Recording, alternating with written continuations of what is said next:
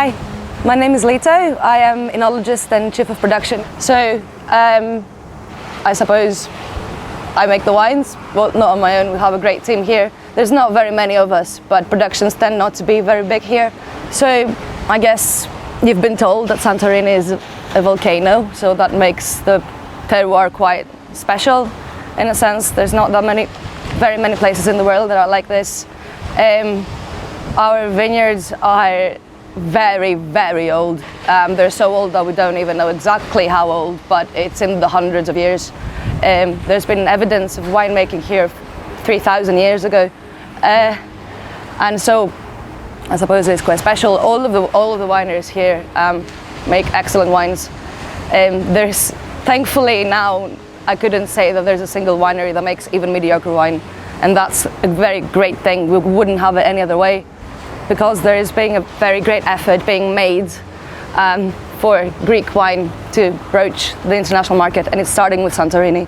So yeah, everybody makes great wines. Everybody works predominantly with the variety Assyrtiko, which is the main variety of the island. It is the PDO variety, so that is a protected designation of origin with very strict legislation surrounding the style and the method of vinifications.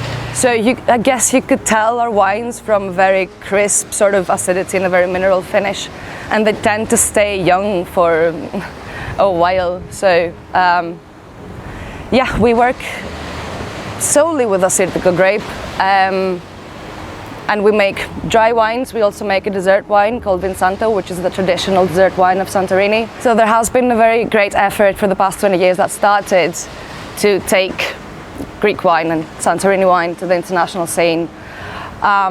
It's doing pretty well by now, so it's getting sought after. It is because it's limited, but it's also because it is actually special, and I suppose every mother would say that for their child, but it's true in the sense, even in terms of numbers. So the wine here is very paradoxical.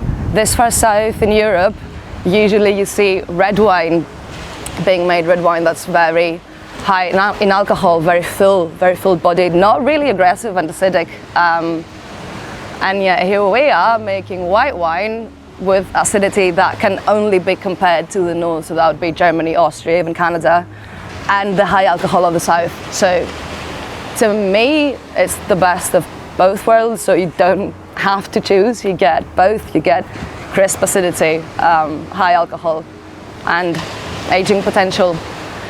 The other thing is that Assyrtiko is a very robust variety. We can always count on it. It's a blessing to work with because it's very minimum invasion. This goes both for the vineyard and the wine as well. We don't have to do many things to it in terms of additives and processing, because it's stable in itself. The vineyard is robust, the variety itself is robust. So we do export quite a lot. Everyone does here on the island. We in particular are about 60% export based, and really we export everywhere. The biggest market would be the US, so Germany, UK, Australia, but we export pretty much all over Europe, in China as well, Japan too. That being said, we are not a very big production. No one really is, not in terms of the rest of the world. One would not expect to find the wines in, say, supermarkets and such. Usually it would be in more specialized places like cavas, high-end restaurants. That is not expected to change anytime soon, because this is a very tiny place that can only produce so many grapes.